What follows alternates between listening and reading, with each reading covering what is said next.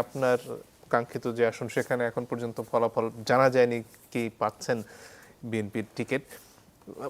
এই যে অনেকগুলো আসন এখন পর্যন্ত ছেড়ে রাখা হলো, সেখানে আসলে কাদের সাথে সম্ভাব্য জোট হতে পারে বা সে আলোচনা কতদূর এগোলো সেটা একটা।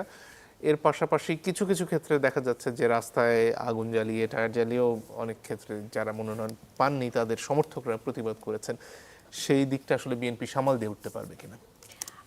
দেখুন, জোটের সঙ্গে তো আলোচনা হচ্ছে। জোট বলতে যারা 15 বছর বিএনপির সঙ্গে নানান সুখে দুঃখে বিপদে আপদে মামলা হামলায় বিএনপির সঙ্গে ছিল, তাদের সঙ্গে আসন ভাগাভাগির একটা ব্যাপার আছে।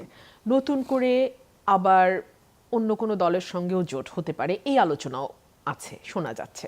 সো যেই 63টা আসনে এখনও মনোনয়ন ডিক্লেয়ার করা হয়নি, সেখানে ম্যাক্সিমামই জোটের আলোচনা বা জোটের চাওয়া আসনগুলো আর কি। মানে আলোচনা তো ঠিক না, জোট তো কিছু আসন চেয়েছে যেগুলো বিএনপি কনসিডার করবে, বা যেটা ভাই বললেন যে উইনেবল ক্যান্ডিডেটকে, উইনিং ক্যান্ডিডেটকে, সেটা দেখবে বিএনপি। সো আপাতত সেই 63টা উইথ হোল্ড আছে, আমারটাও অন হোল্ডেই আছে। আর যেটা আপনি বলছেন যে মনোনয়ন না পেয়ে যেই প্রতিবাদটা, এখন দেখুন এখানে আপনি এটাকে নানানভাবেই দেখতে পারেন। এক হচ্ছে যে এত বড় একটা দল প্রতিটি আসনে, মানে কি বলবো, 10 জন পর্যন্ত মনোনয়ন প্রত্যাশী আছে, এরকমও আছে 3-4 জন তো অন অ্যান অ্যাভারেজ, কিন্তু 10-12 জন প্রত্যাশী এমনও আছে। সো সেখান থেকে একজনকে বাছাই করা is really very tough, really very tough.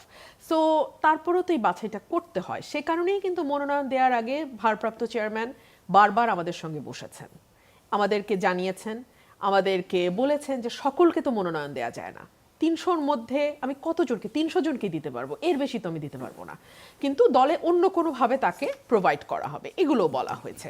তারপরেও যদি রাস্তাঘাটে এভাবে টায়ার জ্বালানো বা আগুন দেয়া নেতাকর্মীরা আবেগের বশে হয়তো করছে, তবে এটা খুব বেশি দিন এটা লিঙ্গার করবে না। নেতাকর্মীদের আবেগটাও তো আপনি সম্মান করবেন, কারণ দেখুন এই নেতাকর্মীদের জন্যই কিন্তু এক একজন মনোনয়ন প্রত্যাশীদের 1 নাম্বার 2 নাম্বার 3 নাম্বারে চলে আসে। এত নেতাকর্মীর মধ্যে নেতাকর্মীর ভালোবাসা, নেতাকর্মীদের ত্যাগ, নেতাকর্মীদের শ্রম, নেতাকর্মীদের ঘামেই কিন্তু আমরা এতদূর আসি যে আমরা মনোনয়নটা প্রত্যাশা করতে পারি। সো তাদের তো নিশ্চয়ই মনটা খারাপ হবে। নির্বাচন যখন ঘনিয়ে আসে অনেকে স্বতন্ত্র হিসেবে প্রার্থিতায় চলে আসেন, নির্বাচনে প্রতিদ্বন্দ্বিতা করেন, সেটা আসলে বিএনপি ঠেকাতে পারবে কি? এটা না আজকে মাত্র মনোনয়ন তো না, প্রাথমিক তালিকা বলছেন আমাদের সম্মানিত সম্ভাব্য তালিকা, প্রাথমিক তালিকা। তো প্রাথমিক তালিকা আবার সেক্রেটারি জেনারেল এটাও বলছেন যেটা মানে অ্যাডও হতে পারে, আবার এখান থেকে চেঞ্জও হতে পারে, আবার নতুন কেউ যুক্তও হতে পারে। আর 63টা আসন তো এখনো ডিক্লেয়ারই হয় নাই।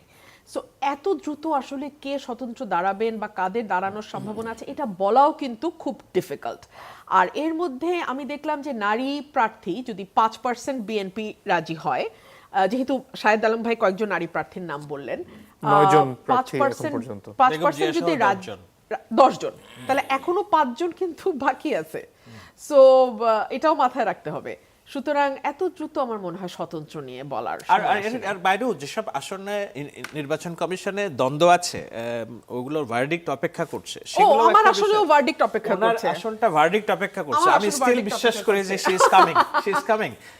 আমি জানি বাগেরহাট 2-এর একজন ওনার আসনে মানে একেবারে নিশ্চিত প্রার্থী, কিন্তু ওনারটা ওই দ্বন্দ্বের কারণে আটকে আছে। তো এরকম নানান আমার সীমানা নিয়ে এখনো দ্বন্দ্ব।